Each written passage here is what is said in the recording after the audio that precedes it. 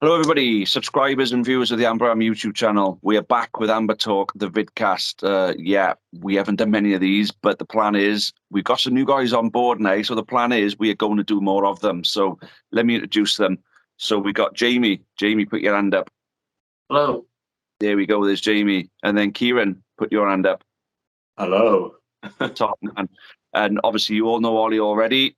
Ollie, you can say and wave to the people if you want. Yeah, you will probably know me. Not sure how many of you are actually missing me, but I'm still here. There we go.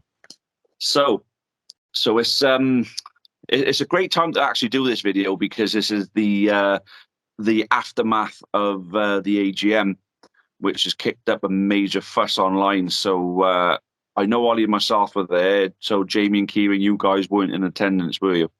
No, unfortunately. No.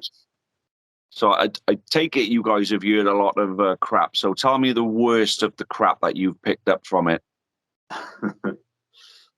Do I want to really go into it? It's a lovely array of shite, let's be fully honest. Saying that I got one article saying we're 1.2 million in debt. I got another saying 61 grand. I had another, I think it's been taken down since, but I had another that said like 2.3 million. I don't know where that's come from, but it's disappeared now. So, but no, it's a mixture of a load of rumors that, based off of what you guys have said and other people that I've talked to that went to the meeting, wasn't mentioned at all, like the Rodney Parade, 500 grand owing of the Dragons, whatever. And it's just a load of stuff that some of it's true, some of it, from what I've seen, has actually been mentioned in the meetings, but it's also arrayed with a load of rumors to make it sound worse than I'd assume what it is. Yeah.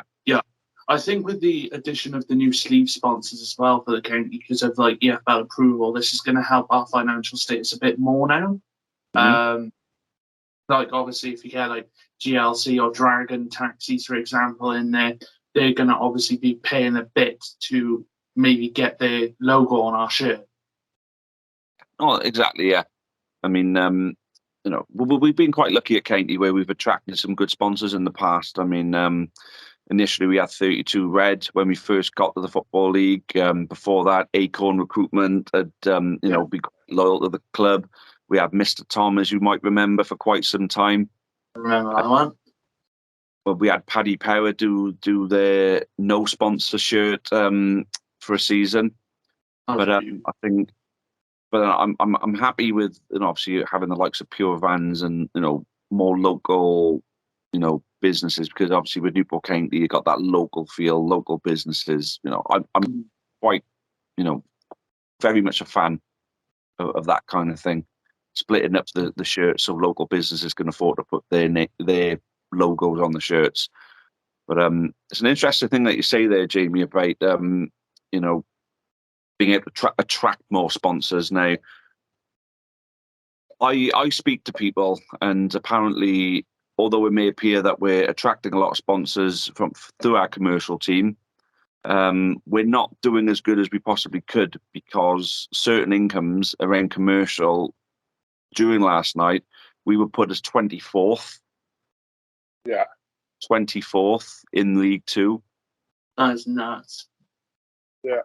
I think the way they break it down is this broken down into kind of a general revenue. So that's stuff like ticket sales, season tickets, shirt sales, stuff like that.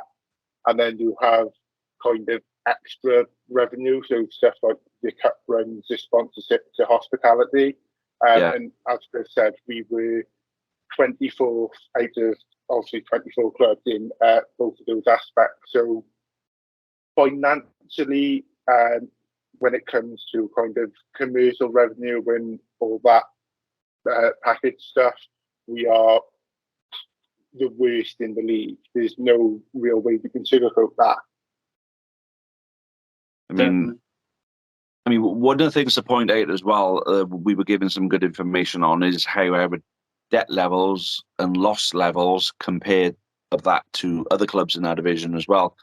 And there was 3 in particular that stood out for me. That was Salford, Leyton Orient, and Swindon.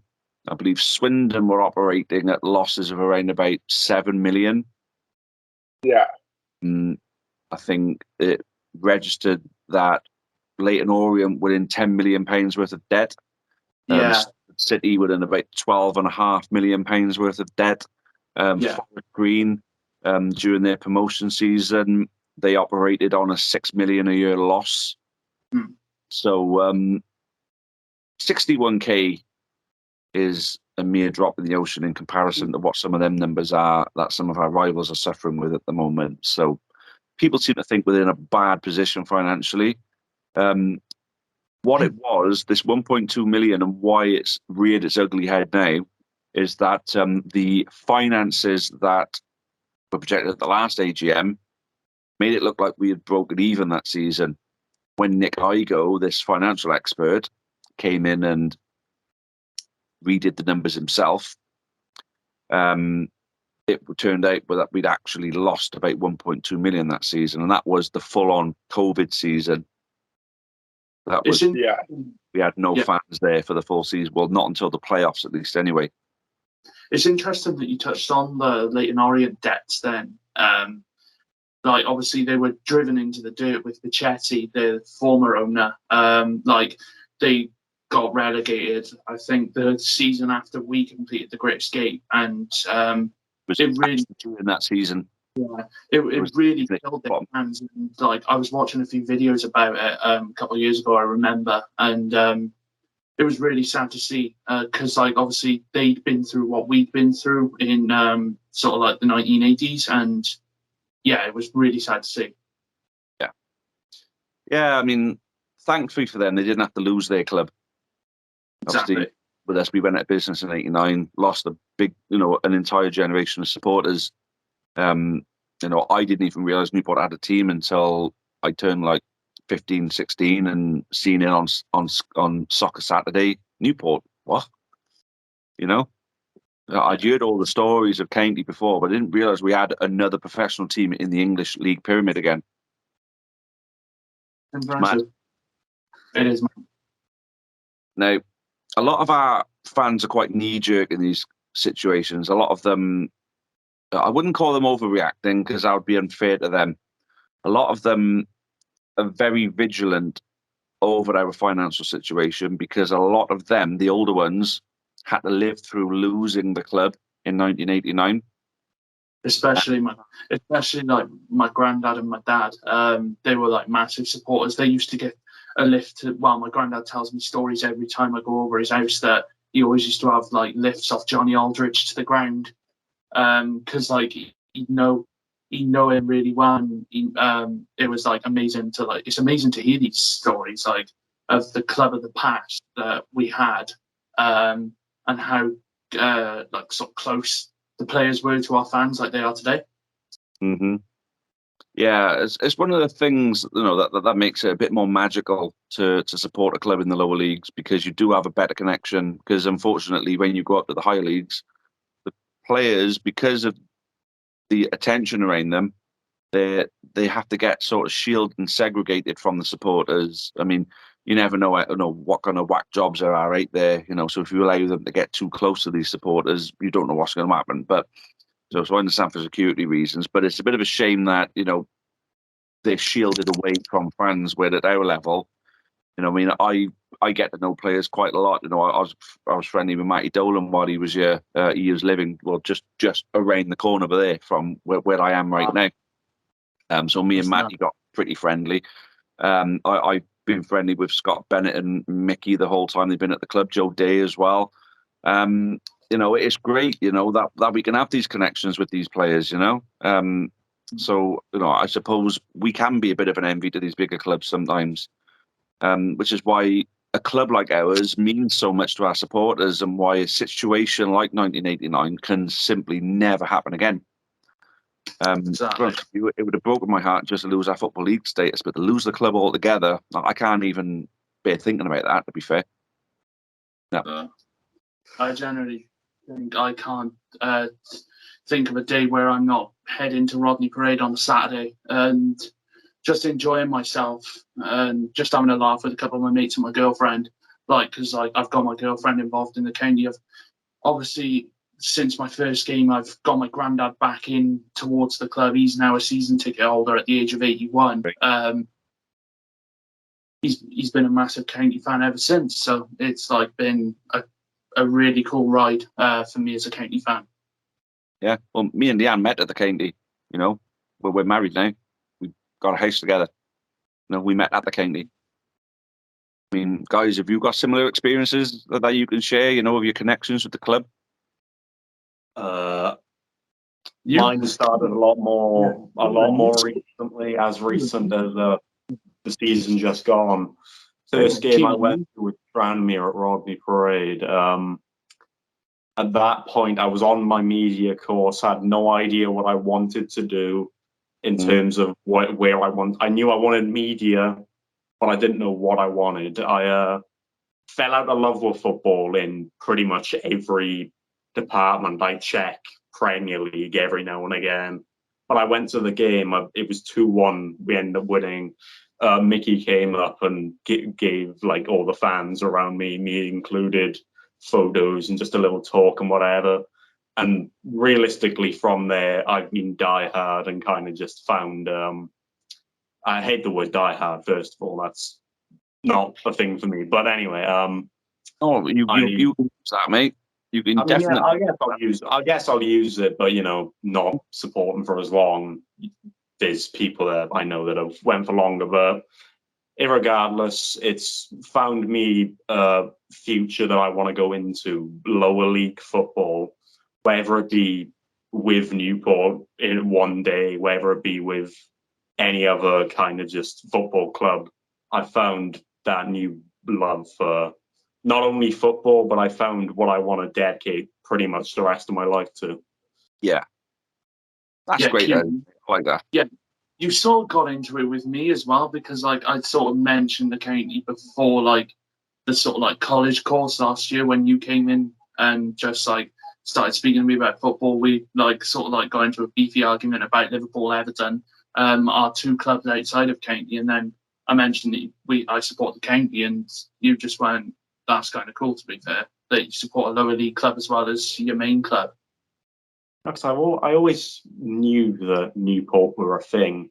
It's just that I was basing all of my football love and interest on what's going on in the Premier League. And as you've mentioned, Chris, it's not the nicest situation in terms of player interaction with fans, just not feeling very much like a person, but rather, I guess, a customer in that regard of a higher league. So that's the reason that I was hesitant to go to a Newport game. But I remember it. I was with my missus, and we saw that Newport had a game, and we had nothing else to do on that exact day. So we decided we'd go, and realistically, I've fallen in love ever since. And I'm sure getting 2 back-to-back wins, because on the Tuesday afterwards we had that Portsmouth games. I'm sure that getting those results drove my love for them even more. But irregardless, that's why it took me so long to get into Newport, because my entire base of watching football was up to that point the Premier League, and it's not the most pleasant thing in the world.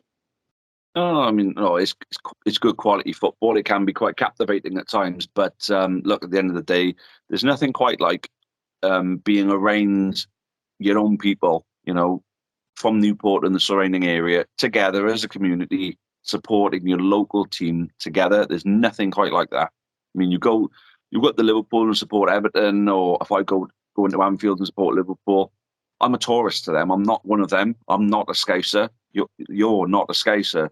They're not going to see you as one of them. If they'd be happy you putting your money into their club, but they won't see you as one of them. When you're going to watch Newport, we're one of them. We're from here. It's our team, and that's.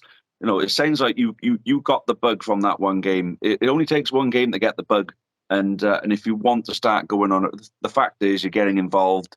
You're going on a regular basis. There's no reason why you can't use that diehard tag, because if that's how you feel right now, then you are a diehard supporter, as far as I'm concerned. There's nothing. I got no qualms with you using that at all.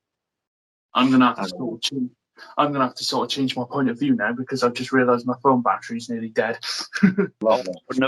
No, You're having a bit of a nightmare there, but no, I can't. The reason I don't use the whole Die Hard thing is from every single time I've been on social media and I've heard the term Die Hard, it associates with an addicted supporter for multiple years, which is why I was kind of like saying I'm not going to go that far, but that's not a thing I'm too really fussed about. I enjoy going to those games. I went to an away game, which I honestly didn't expect to go to, but realistically, I can't really be happier with the club that I'm now supporting, other than the financial issues that we've currently got to a certain extent. And that's why I've encouraged the sharing of these stories, because it shows what the club means to people. And the only one we haven't had a story from is Ollie. So Ollie, if you want to share with yourself. Yeah, to touch on the point that you made a little minute ago, where it only takes one game for you to get the bug, and then you end up going on. And I remember the one game that caught me was Leeds in the FA Cup. I remember going with Mark Petlow, who I'm sure will be watching this.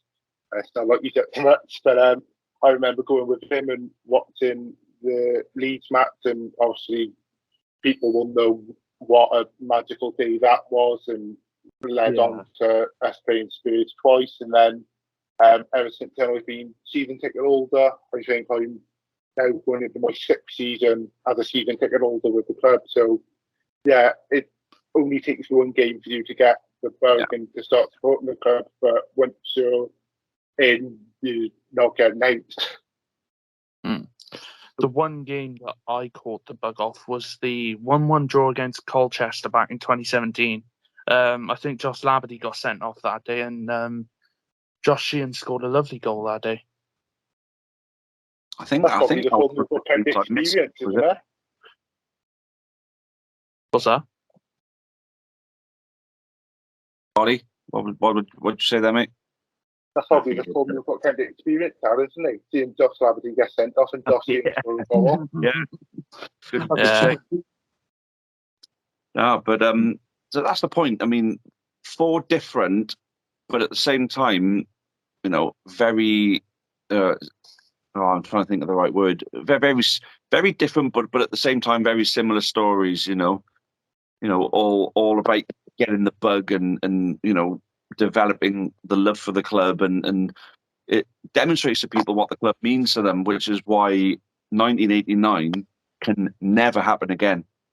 For the 4 of us, and then for the other 4,500, and others who don't go as often as they'd like to, who go to that stadium every week or every other week. It can never happen, which is why when you see numbers like that being put, minus 1.2 million for a season, that's going to create the panic around the supporters, because no one wants that to happen. And you see how badly financially run clubs, how badly affected they are, and how they can sink so quickly. Yeovil, Torquay, Southend United, Macclesfield.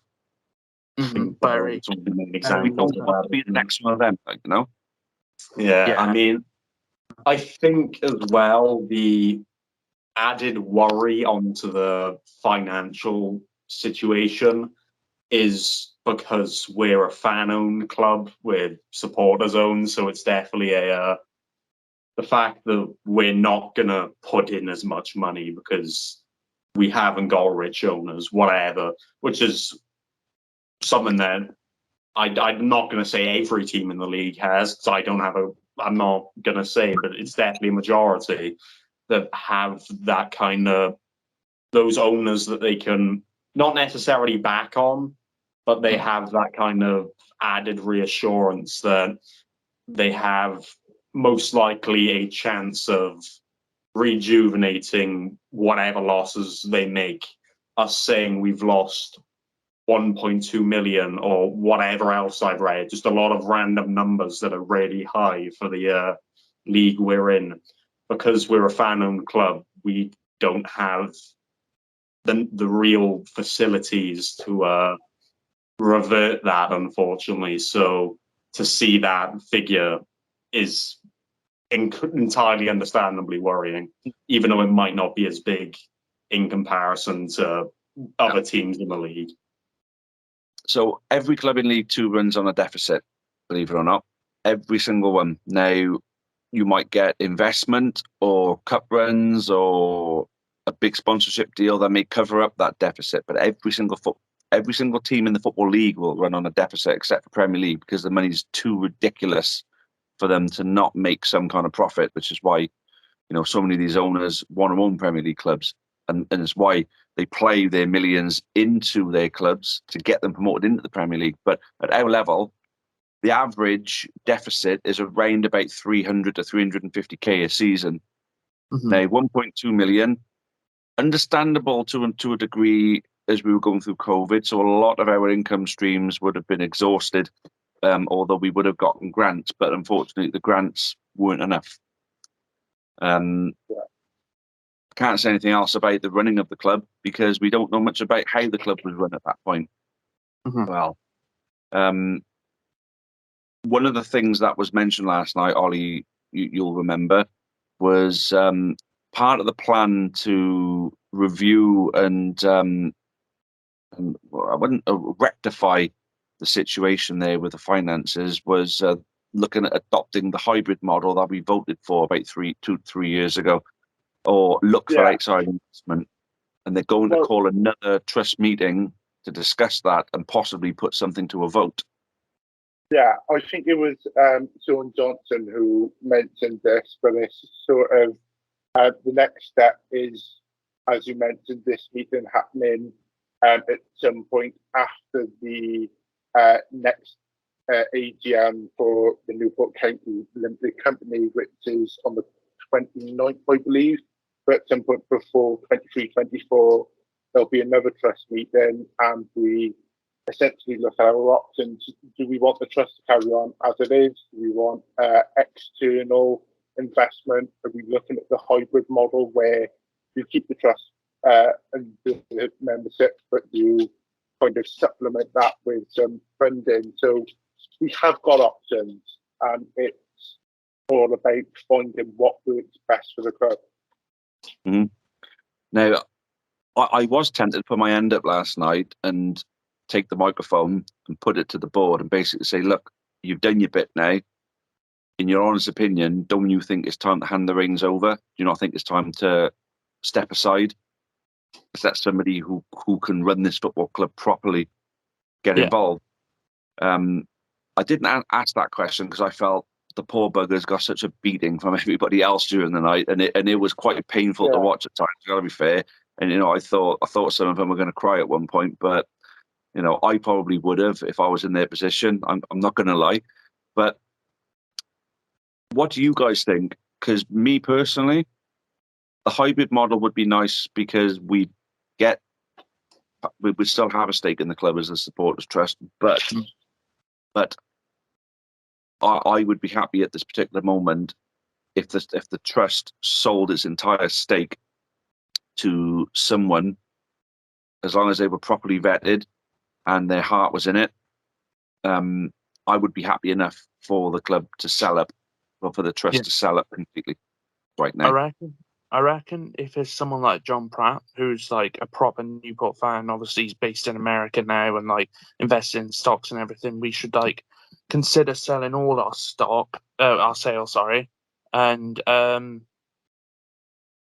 sort of like just focus on trying to get more money into the club with John. But obviously with someone like a celebrity or something, they don't know much about the club.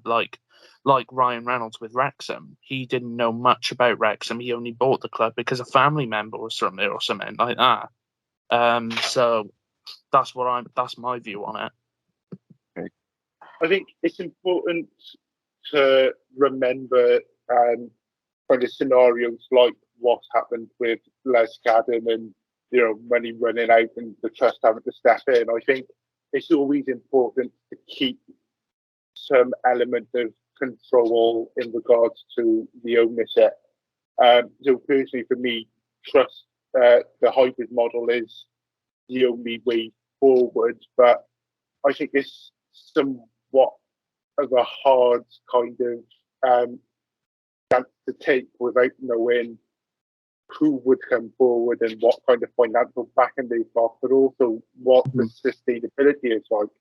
Because I think another 10 years of bottom half League Two over 3 seasons of us, balls to the wall, going for promotion, and then we go straight on a downward slide.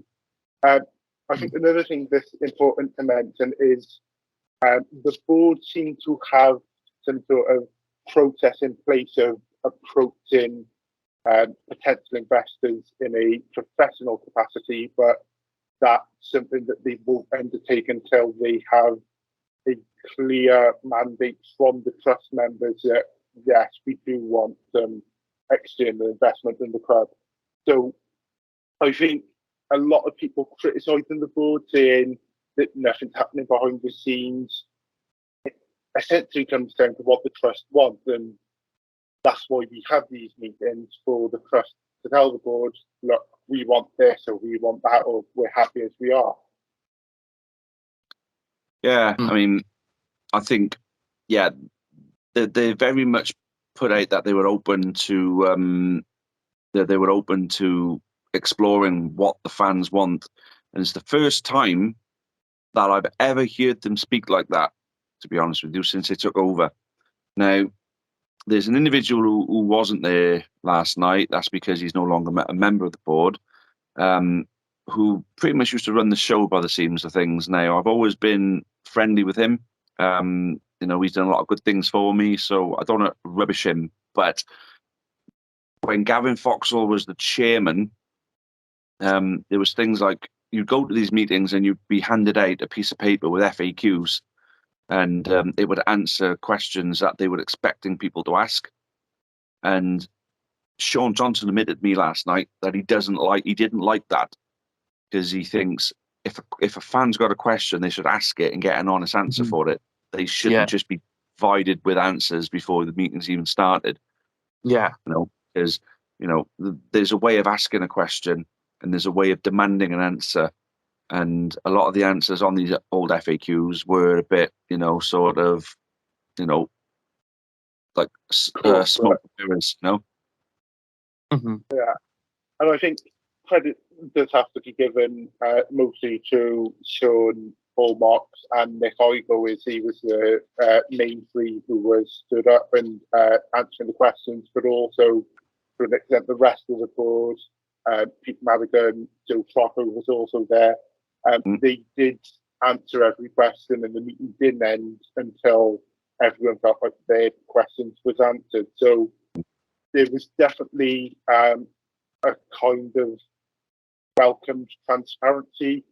There was obviously some questions they couldn't answer from a legal and HR point of view, but I think, like you said then, Chris, there was a level of transparency between the board and the trust that we've not really seen. Yeah, and it was the first time I'd ever heard someone from the board mention the word transparency and mention the fact that it needs to improve from the club to the fans. So that was quite refreshing to hear. So for me, it's a bit of a roundup for that, though. The financial position is nothing in comparison to what is portrayed in that Argus article from last night. Thankfully, they put something else out today to sort of, I guess you would call it a bit of a backtrack, but as a more factual overview of what came out of last night. Not the we're we lost 1.2 million and we haven't got a stadium to play at. Which is obviously going to drive panic. It's clickbait, basically. It was very good clickbait. So if they're looking to increase the traffic on their website, they did a very good job of that. But unfortunately, they arose a lot of panic within Newport County. and the supporter base. Thankfully, they corrected that and basically let fans know that financially we are stable. The debt is 61k, and a lot of that is legacy debt anyway. So like the likes of Les Scarding, for example. There's part of the losses were investment in the lead boards. So the lead boards are going to increase our commercial, or give us the opportunity to increase our commercial income. So that'll end up paying for itself in the end. So part of that loss is something that's going to provide a profit later down the line. So that's another. I think the figure for the LED boards that was mentioned was 150k. So if you think about the financial deals that we'll bring in and the advertising and stuff, as you say, that pays for itself. And there was also other things like Hotel Motors are going under, and there was a question about the kind of financial vetting that the board does on potential sponsors, and that was something that we couldn't have expected to happen. The same going for Elite Sports, where the kit provider for Hummel, no one could have foreseen them going insolvent. So I think what has happened is it's 50% bad running, not bad running to say it, because I feel that's a bit harsh, but 50% of incorrect choices made by the board, but also 50% having bad luck. But as you said, 61k debt, it's not something that we can't climb back from. And we are owed money from the old ticketing seller float. That's subject to legal battle, and I'm not trying to catch a lawsuit here, so I'll leave that to the legal team involved. But yeah, yes, we are in debt, but there is also money that is potentially owed to us. So I think the August leading with that 1.2 million operating loss, which it's important to remind people, an operating loss is not a debt. No. It's just how much money you lost, but that's not to say that there's no money in the bank. That's right, because an old ticket provider, with an illegal battle with an old ticket provider that still owes us about 150k. So if we recoup that, that's going to be important. Yeah. So so for me, I don't think there's panic stations. Although the one thing that was thrown around, which I sort of rubbished, but I may have to backtrack a little bit on, because somebody who I trust today, I had a phone call with regarding the 500k debt to the Dragons. Apparently, that's supposed to be true. Although it wasn't mentioned at all last night, and it wasn't added in within the 61k of debt. The reason being is because we have an agreed payment plan with the Dragons to cover that, and they're satisfied with it. So all this, well, we owe the Dragons 500k, and that's why we can't negotiate a new contract rate at Rodney Parade. Bollocks. We are in negotiations with them to extend their contract, and it's a 10-year lease that we agree. Wow. Yeah, it's going to be great news if we do stay at Rodney, because obviously, like, Rodney's been our home for like so many years, and it's just like where so many county fans have made their memories. Like we mentioned earlier, the Leeds game, the multiple cup runs we've been on, the heartbreaking playoffs. But yeah, Great if escape. we do, yeah, exactly, great escape. Our promotion season was our first season at Rodney Parade. Exactly. I even forgot then, because of how many memories have been made. So many. One of the best days of my life. I mean, Rodney Parade is our home now. No, there's no two ways about that. That's where we got to play our football in future. I mean, do you guys feel the same there? Definitely. I mean, Jamie obviously do, yeah. I mean, I can't really see what's the is there really an alternative? Not that I'd even see a movement ever happening. I say ever. Who knows what happens in the next however long? We could go on a miracle, whatever, go up X amount of seasons. But no, I don't see any real, not only from a personal point of view, I'd like to stay at Rodney Parade. but I don't see an alternative regardless.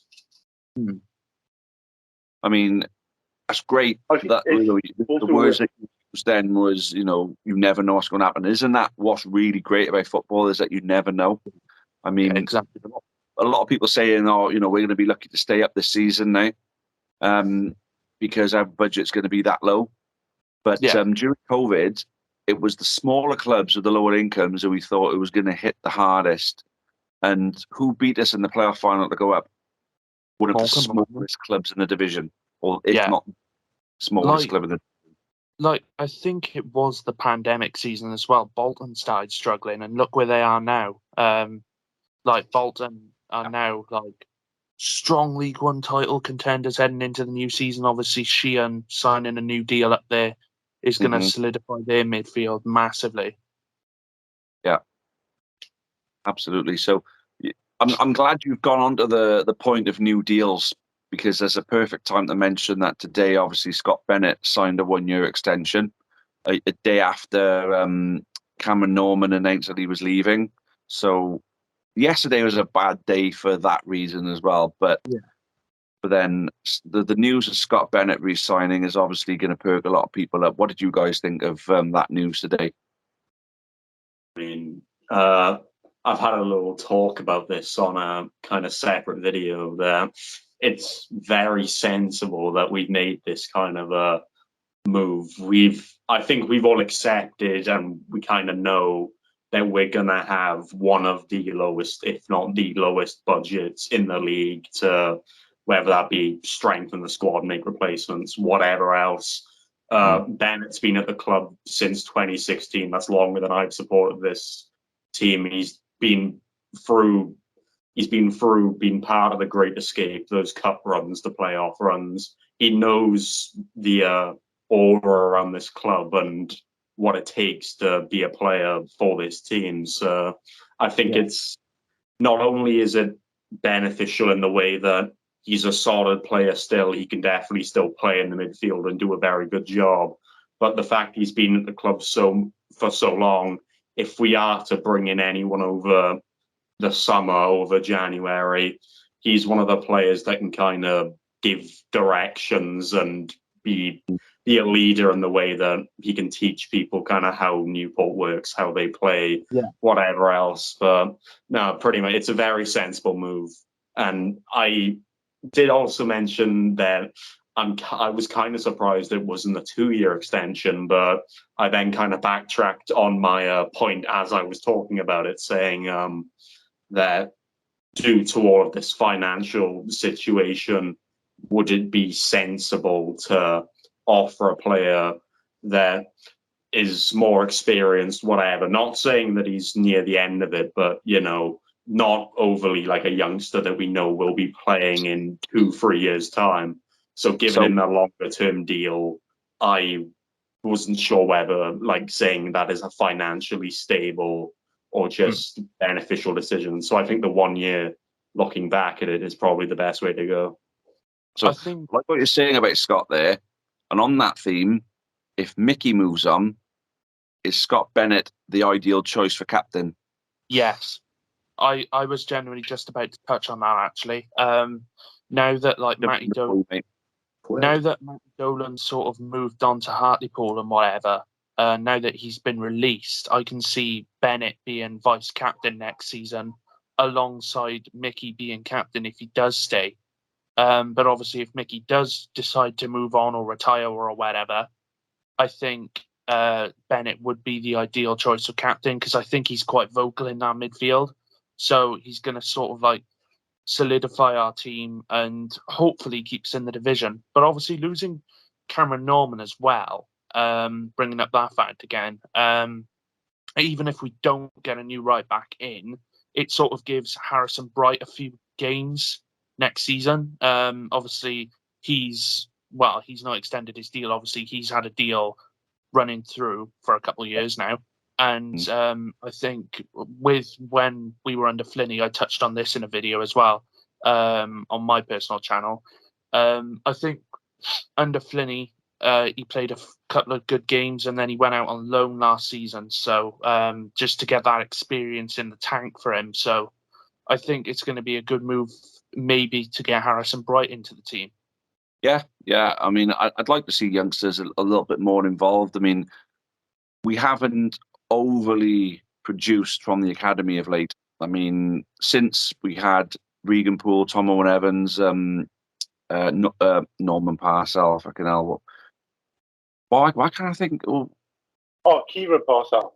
Parcell, yeah. Sorry, yeah. I don't know why I couldn't think of his first name then. Keiron Parcell and Aaron Collins. Having them since them four came through, we've only really had Lewis Collins come through the academy and actually play some significant first team football for us. Obviously, like Keiron's sort of had like this end of last season phase under Coughlin where he's sort of like got his place in the first team on the either on the bench or in the first team now. When he was starting against Crewe on the final day of the season, I thought he played well. Yeah, there's a player in there, isn't there? Yeah, definitely. Are you guys disappointed to see Caradogan, Twamley, and Joe Woodowis depart the club? I'm sort of 50-50 on it because I'm a bit of a sucker for an academy player, and like you've mentioned, the likes of Regan Poole and Aaron Collins. We always seem to get this batch of 3 or 4 promising players in the academy, and you start to see their names off and they make it onto the bench for, the pizza trophy or a random league match. But it always feels like it gets to a point where they just sort of fizzle out, and then next season they're chucked in the outgoing players with the rest of the players who have been released. So I do think it is a bit of a shame that we're not making more of an impact with the academy, and especially when you look at the likes of Exeter, who are very similar to us, fan-owned. They make great use of the academy with sell-on clauses and all the other stuff like that. So I definitely think the academy is something that needs to be utilised more effectively, and I believe the board are intending on doing that. Yeah.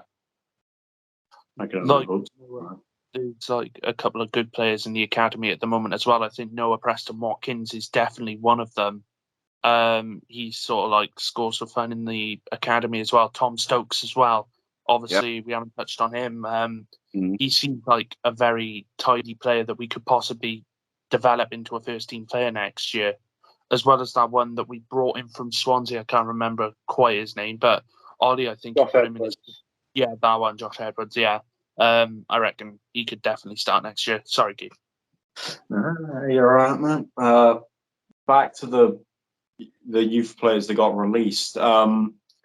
The one I really want to go into more than anyone else there is Twamley, because originally I saw kind of glimpses. I haven't seen too much of him, but the glimpses I saw is that he was a good player. But I think his release in comparison to Caradogan's and Woodowis's, I think his one is not because he wouldn't get game time, but because I don't think his play style and position really fit in with how Cochrane wanted to play. He was more playing on the, from what I saw, he was on the flanks, and a lot more attacking than a wing back is, and that doesn't seem to be too much of a thing we're going with.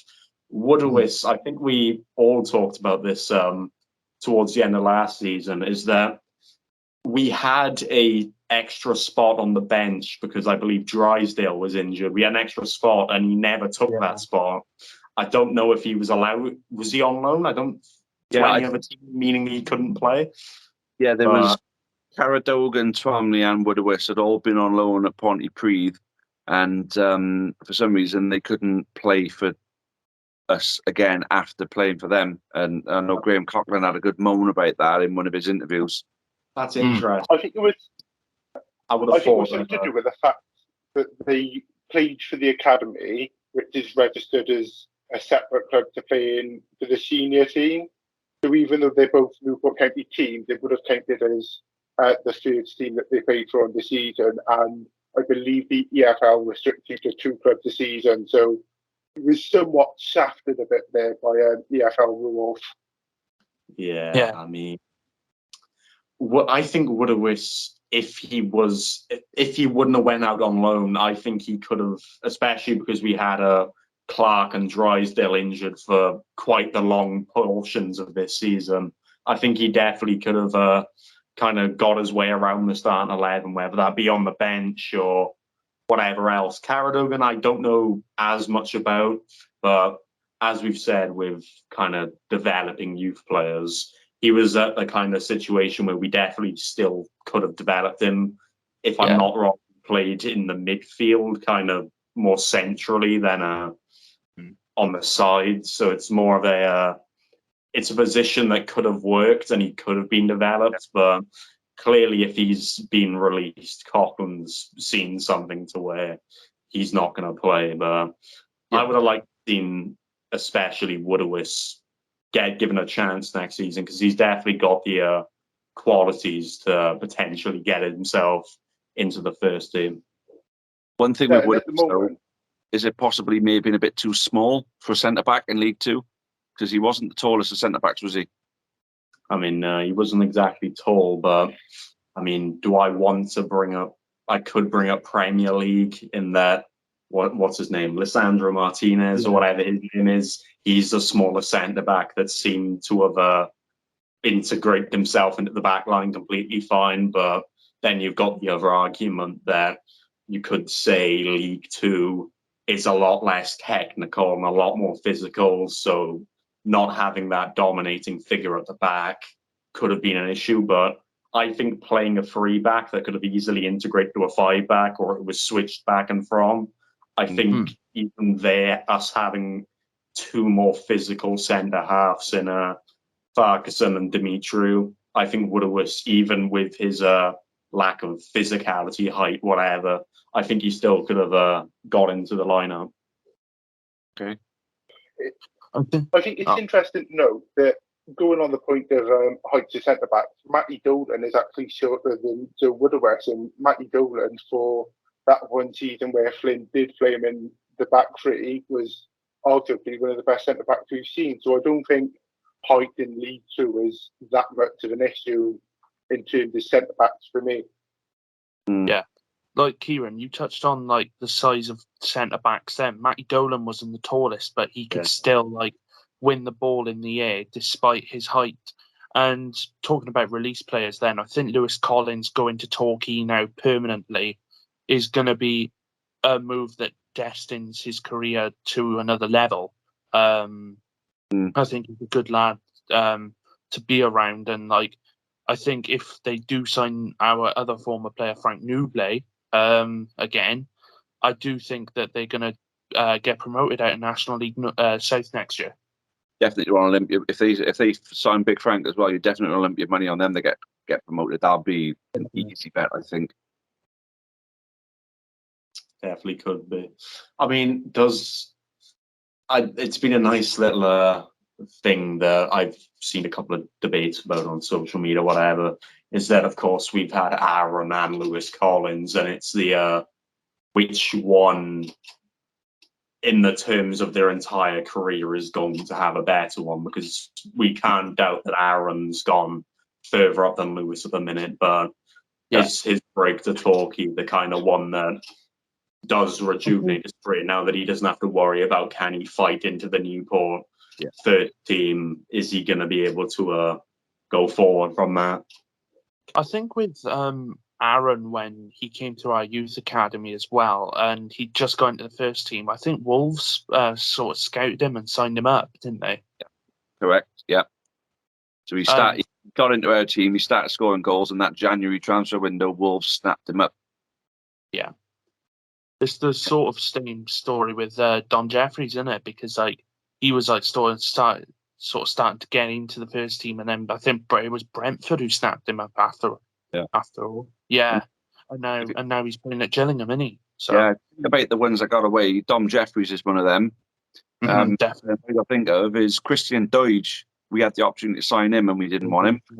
And Ryan Broom as well. We had the opportunity to sign him, we didn't want him. Yeah. Funny fact is about Christian Doige as well. There's actually a signed like shirt up on the wall of my barber's to like the guys because like my barber's sort of like best mates with Doidy because from when he was at Cymraeg Celtic. All right, okay. Cymraeg. They've knocked out some good players in Cymraeg. There's Danny Gabardin is from Cymraeg. Yeah, I know, exactly. Tony James, who played for us in our promotion season, is from Cymraeg as well. Yeah. Good old Cymraeg.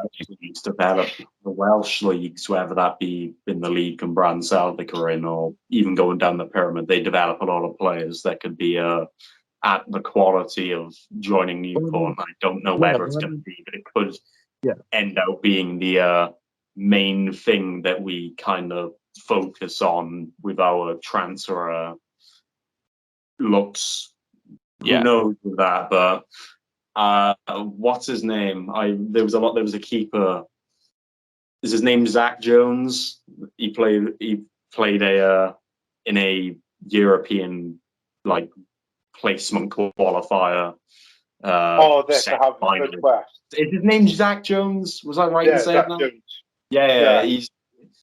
There was a lot of people that were saying when this was before Townsend had signed new deals and we all thought that he was off, that he was going to be our new option for in contention with Joe Dave for that starting goalkeeper role. Of course, he signed a new deal with the team he's at, Harvard West County or whatever. He signed a new deal with them, so I don't think that's one we'll go in with. But there's a lot of Welsh League players that definitely we could probably see going to Newport. Of course, Will Evans being one of the examples of it. James Wade as well. Yeah. I think when they talked a couple of weeks back that a released player from Bala was coming to us or something. I can't remember his name, but Keiron, you should probably bring that up. I can't remember his name. He's a centre forward. I don't remember if it was Bala or not, but he plays at the ball. If it was, I think Bala, and we were talking about it in college, and I sort of like had a little look at him, and I thought this kid could be all right. Yeah, I don't remember his name for the life of me, but I think it brings up that the Welsh League has some good talents, and we've seen it quite a few times that we could definitely look into in the near future, whether that be in the summer or in a few years' time when players start to develop. I was thinking then, guys, obviously you're mentioning about players who could potentially be joining us. I was thinking for the last few minutes of this vidcast, how about we start turning the rumour mill? Let's just talk about what we've heard, on the transfer front. Because I've got a good one that I've heard.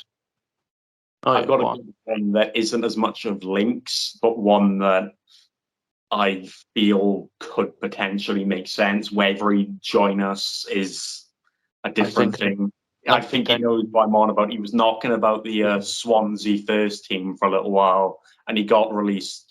Corey Herford, or however you pronounce his name, he's a wing back, and with the release of Cam Norman, he could be that kind of rotation option between him and Harrison Bright. But I was having a kind of talk with some other people, and because he was kind of knocking on the door of the Swansea first team, some believe that he could be off to potentially a League One club. But I think because I believe he's 19, I'd like to say, to get him at the club, even if it's just for a year or two, just to develop him. If we are then to, sell him on potentially, it could be a move that not only benefits us in terms of having the depth in the fullbacks, but also having the ability to potentially profit off the deal. So I don't think his wages would realistically be too high. I think Keiron, you remember that kid I was talking to you about a couple of weeks ago. So like one of my people in my comprehensive in my year has now gone on to kick up for the Bristol City first team. He's sort of like now in and around the first team. He's making appearances in the championship. For a young age of 19 like me, it's unreal. And his name's Omar Taylor-Clark. He plays centre mid, and he is originally from Newport as well, so he knows the city well, even if he does want to come and play for us. I always thought he was a centre back, unless I've been reading on that wrong. You've probably been reading on that wrong. Yeah, I might No. have been. Maybe I was looking at someone. He is a midfielder. I know he is. Got it. Interesting. Well, the one that I've heard, apparently Adam Lewis is going to sign for us on a permanent. Yes, Liverpool. I've heard about it, and he definitely brought that sort of flair to us last year. Sort of towards the start of the season, with like when we went on that forward game win run with Rowbury. I think Harrogate Town were included for when we went up there and won 4-0. It was like 3-0 at half time, and Adam Lewis was instrumental towards most of the goals. Which and I think with us being Liverpool fans, Chris, this could be a massive point in his career that he goes for it. Yeah. Well, it'd be nice to find him again. You know, we've seen what he was capable of towards the end, and his injury was such freaking bad news to us. Yeah. Hopefully, he's fit. You know. Yeah, you can only hope that one is to happen, because not only is he influential playing on the left side, he gives the freedom to Aaron Lewis, should he sign a new deal, for him to go into the central midfield role, because we saw that he can play that better than a good few players that we've had in terms of creativity. Yeah. He's got that flair, especially with that of Mariah Welsh now going, who I think a lot of people kind of called him the player that we had with flair. He could kind of see an influential pass, whatever. But in pairing up with Aaron Lewis in the midfield was pretty influential to a pretty decent run of form up until when he got injured, of course, and then we had to kind of bring ourselves back to kind of a bit more of defensive football, which wasn't as pretty, but after a good while we started to pick up results. But no, not only would it be great if he was to come back in terms of he can play the left side and integrate with Will Evans, we also know that he could bring, if Aaron Lewis is to sign a new deal, it could bring him to that role of him playing more centrally once again and bring us that creativity that, let's be fair, we lack in the most departments. Anyway then, guys, we've been at this for nearly an hour, so I think it's time to give some peace to those poor people watching now. And for those of you who are still awake, thank you very much. Look, guys, absolute pleasure talking to you all. Jamie, Keiron, again, welcome aboard. It's going to be great to see what you bring the channel. So everybody look out for what they pump out. I'm sure there's going to be some really good content for you all to watch. Ollie, thanks for joining us as always, mate. You know, always a regular on the channel, good man. And yeah, looking forward to the season ahead. There's still a lot of talking points. So I guess, guys, we've got to get together and do this again very soon. Definitely. Especially with all the news that's come out recently. Yeah, well, pick up on the news. We'll get together like this, and we'll keep pumping out the content. So, guys, for those of you watching, thanks very much. Please like, please subscribe. Leave a comment for any kind of potential topics that you'd like for us to bring up in the next video. Happy to pick up on what you want us to talk about as well. So feel free, get involved. So, guys, thank you very much. And for those watching, cheerio for now and up the county.